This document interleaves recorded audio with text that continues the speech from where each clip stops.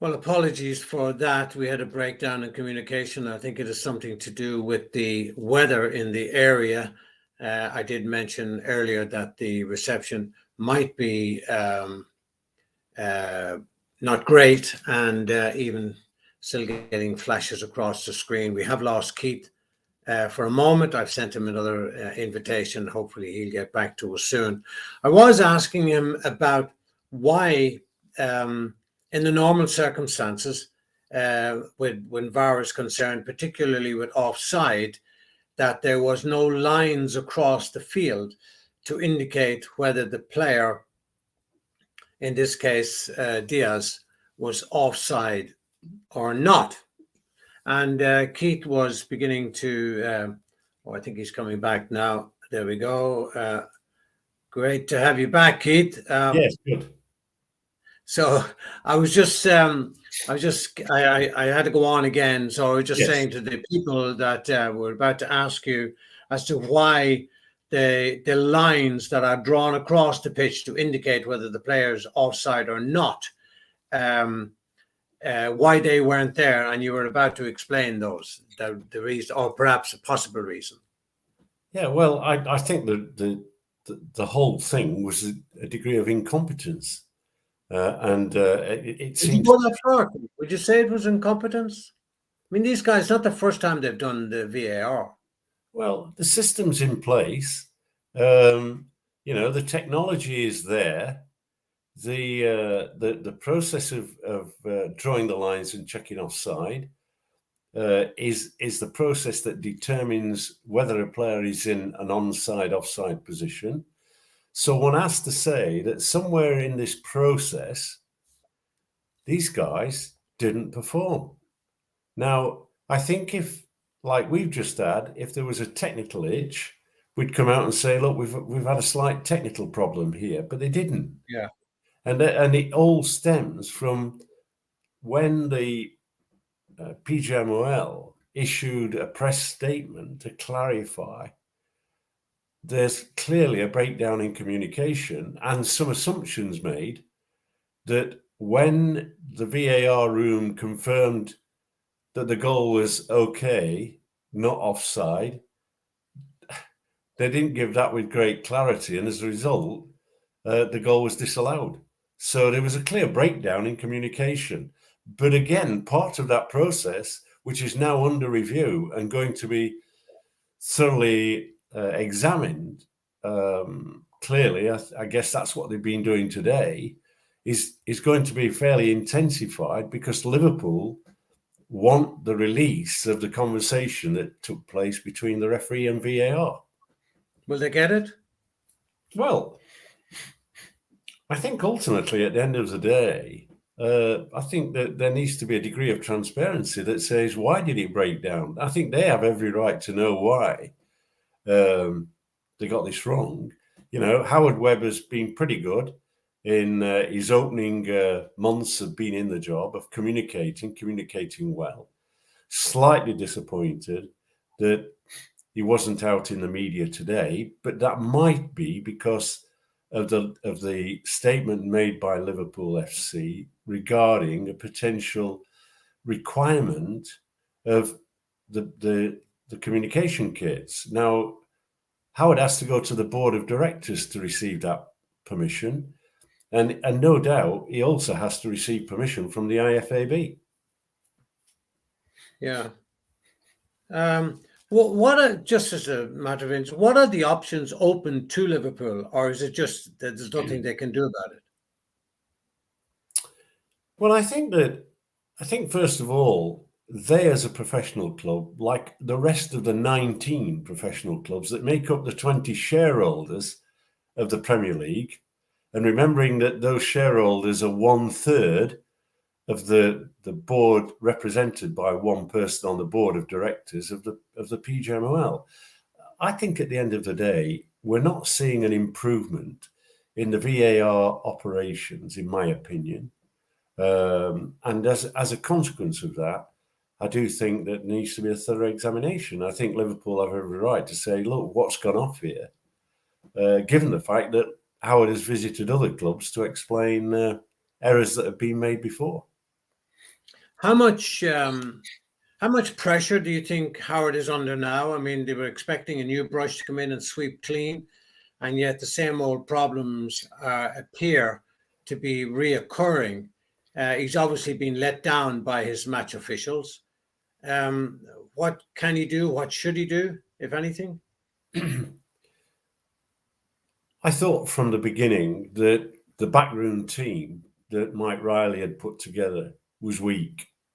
I know that's harsh, but I do think it is. I think that having someone in charge of, first of all, in charge of the select group that was a former assistant referee was a wrong move. And then he was replaced by John Moss. Now, John Moss had little international experience. He wasn't a FIFA referee.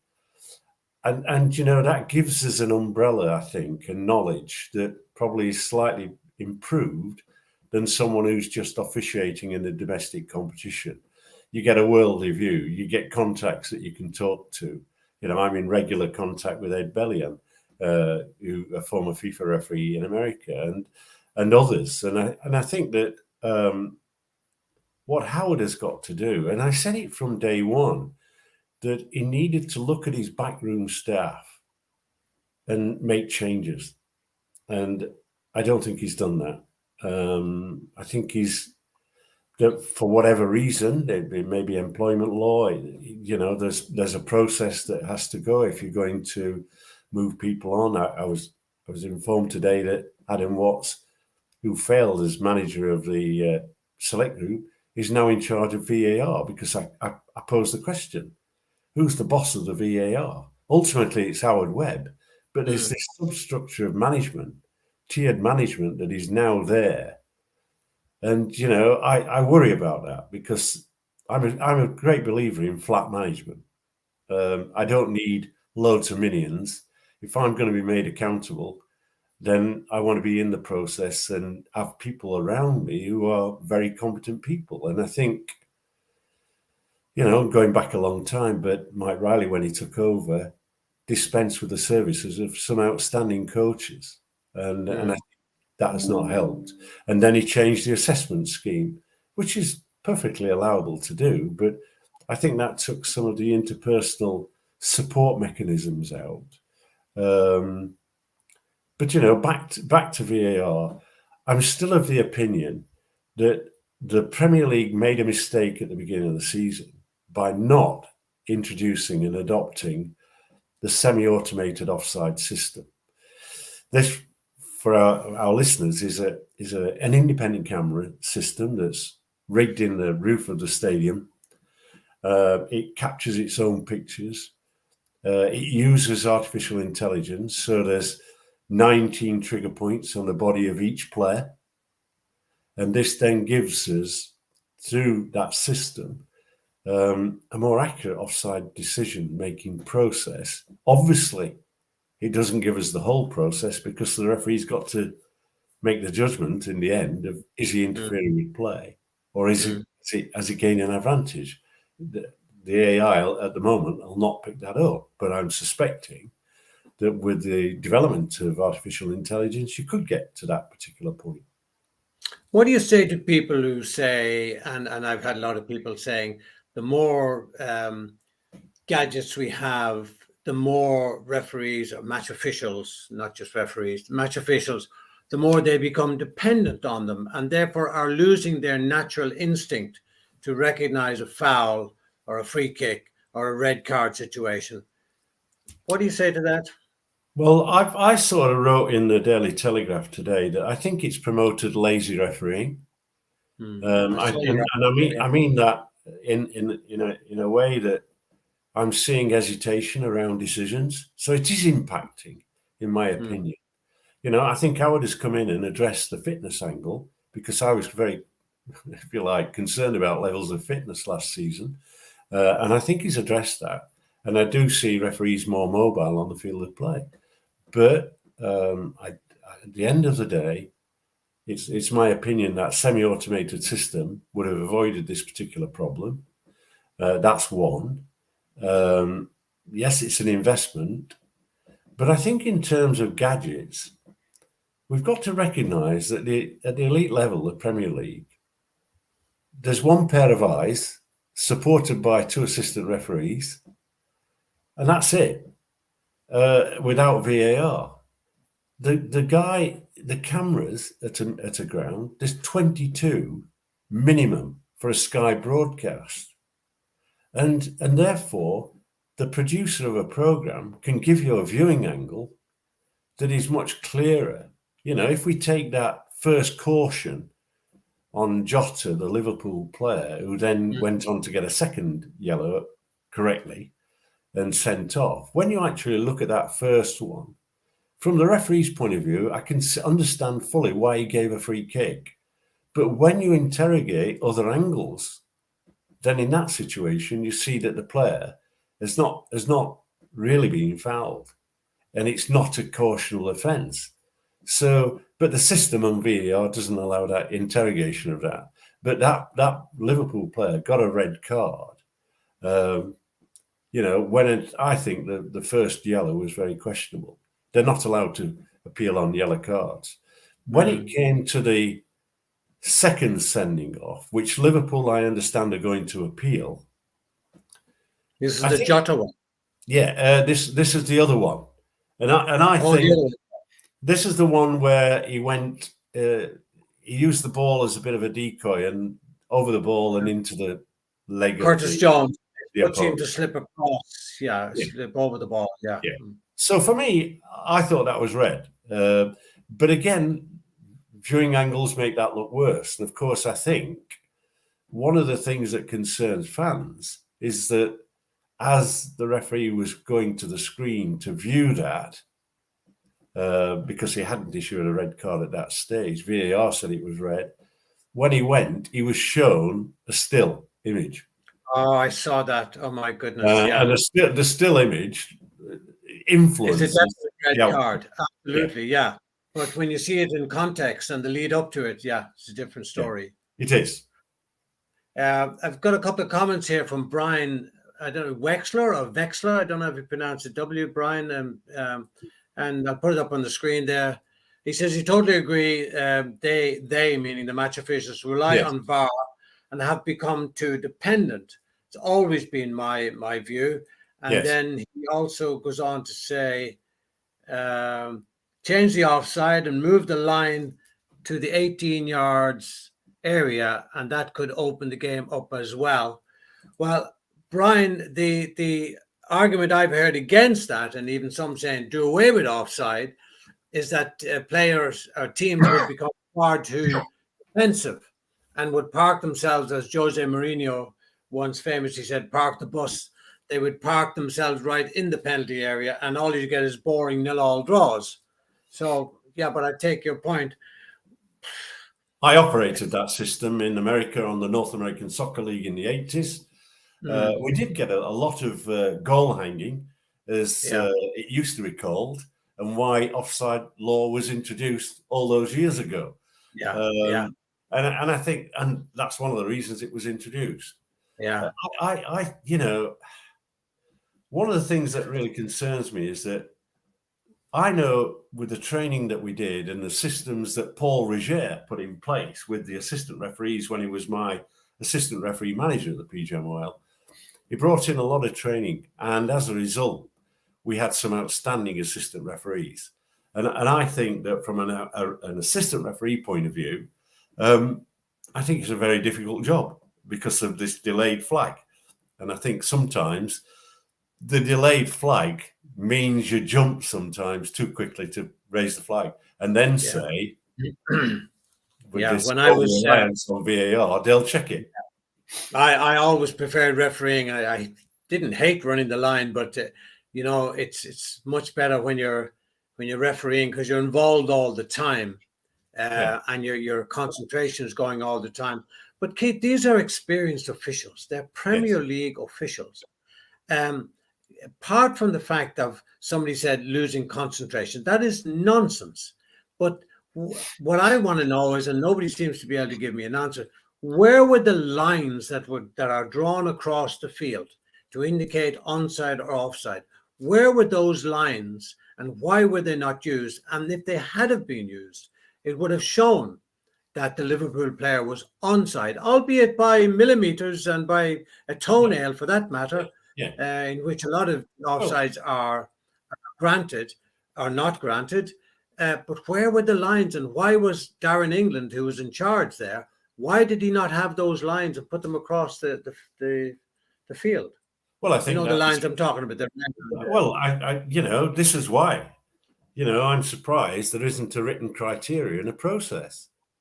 And to make an offside judgment, they've got the equipment with those lines to make an accurate judgment, and therefore those lines should have been shown. Now, the question we don't know is that Darren England may well have had those lines on his piece of equipment, but they were not, if you like, transmitted to the broadcast Sky to be able to see them.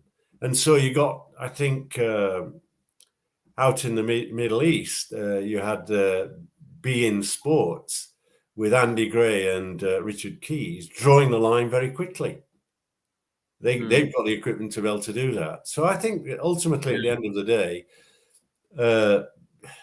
this is a foul up. And I think that this is why I think transparency is so important, that, ultimately at the end of the day, if you're sat in Darren England's shoes at the moment, it's not a very good place to be. But, this is why they're professional referees. And this is why I introduced sports psychology and support mechanisms when the pressure was on, because it was evident as referees, we make mistakes. It's how we then deal with them in terms of education and how you put the support mechanism into the referees. If I had a decision of this nature, the referee would probably have a couple of weeks off, and I might say to him, look, take the family away for the weekend and we'll pay the accommodation just to get out of the heat, because we have to recognize that these guys are public figures and do come under a great deal of scrutiny. And sometimes when they're traveling, it becomes rather difficult for them.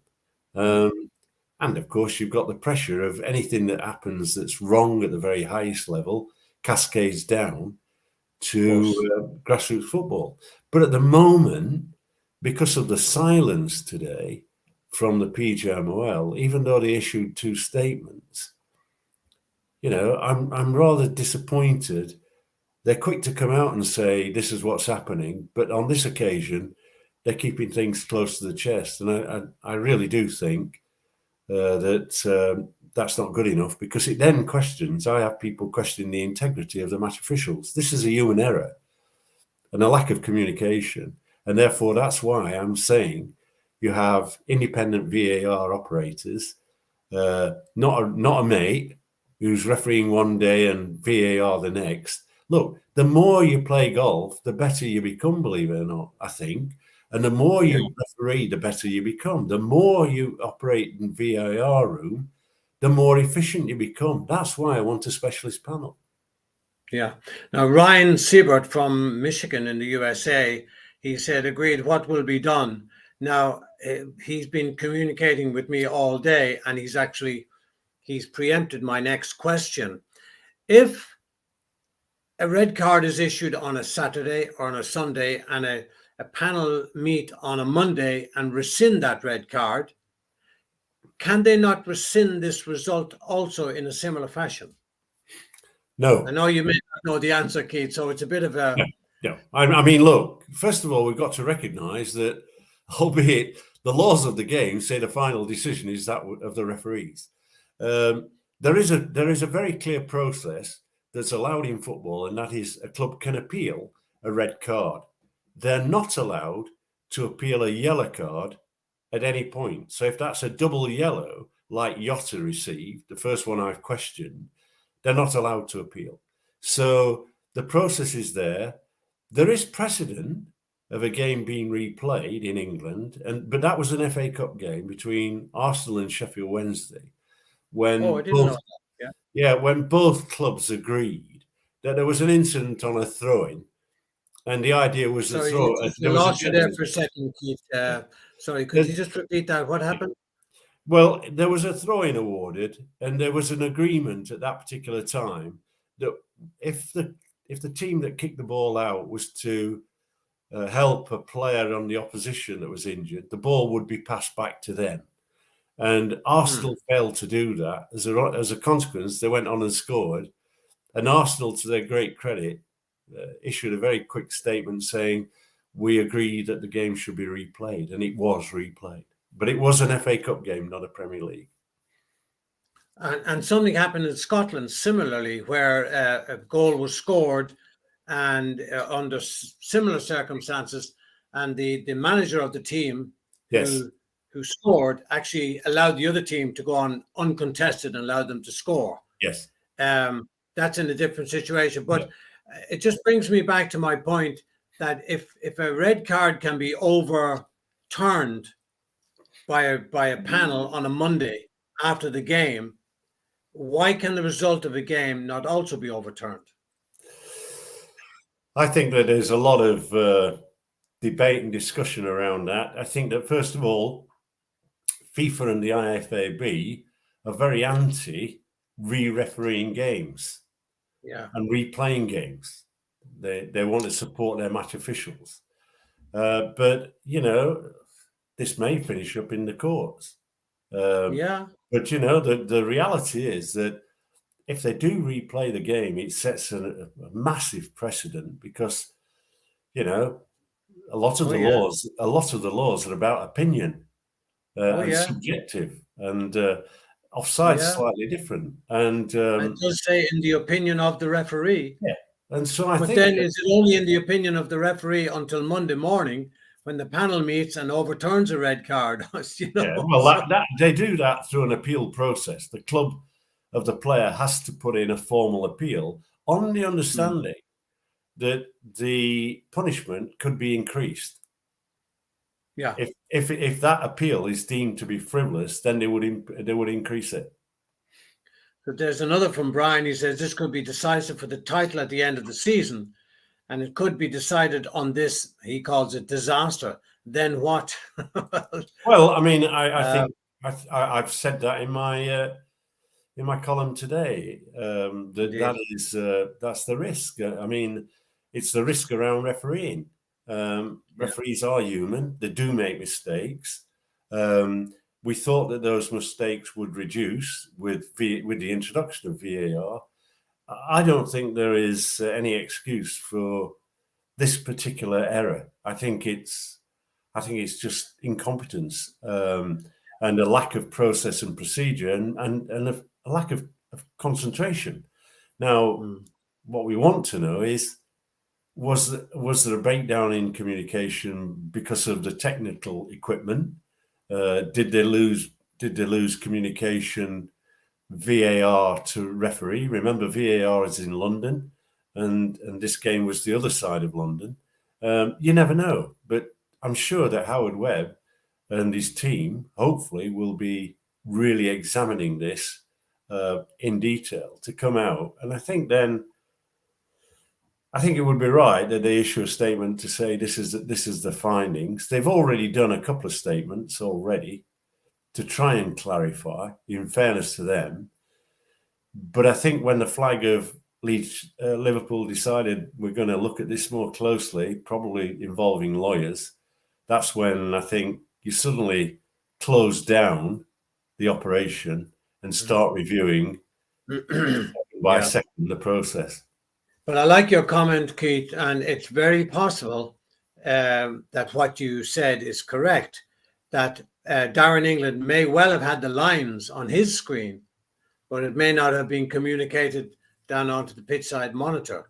But then he should have said to the referee, I have the lines, can you see them? And the referee would obviously say no, because that's what we see.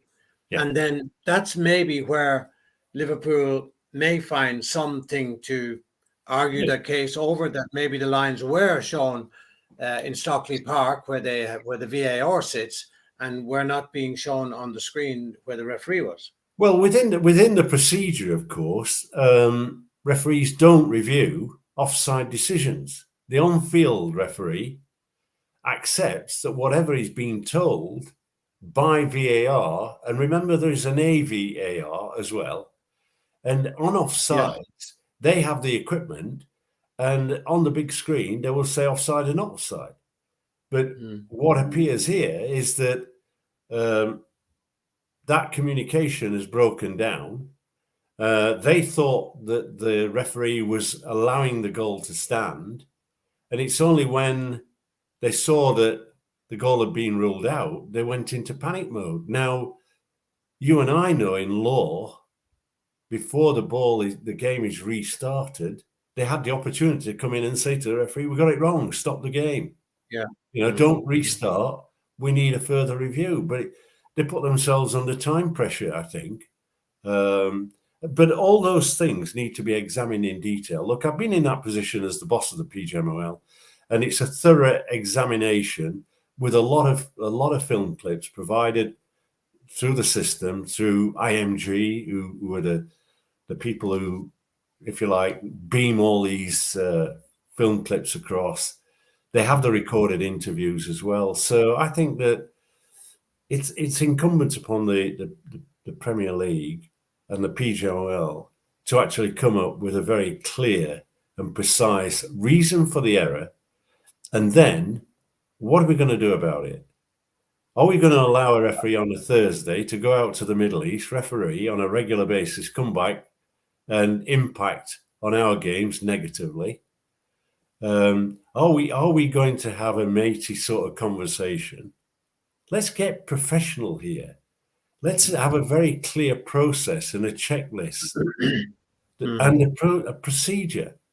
The referee is saying, is there any reason why I shouldn't restart the game? Yeah. Similar to rugby. Yeah. Exactly.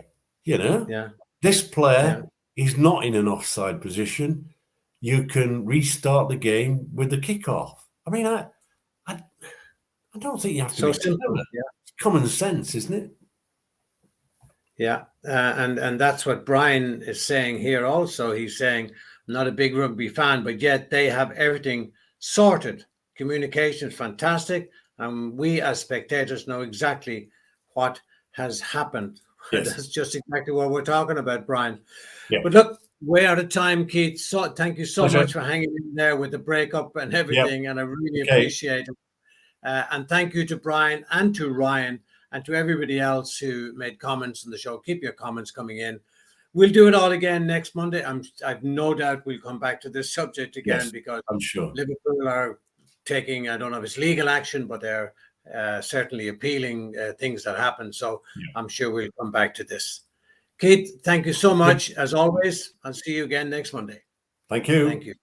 Bye-bye.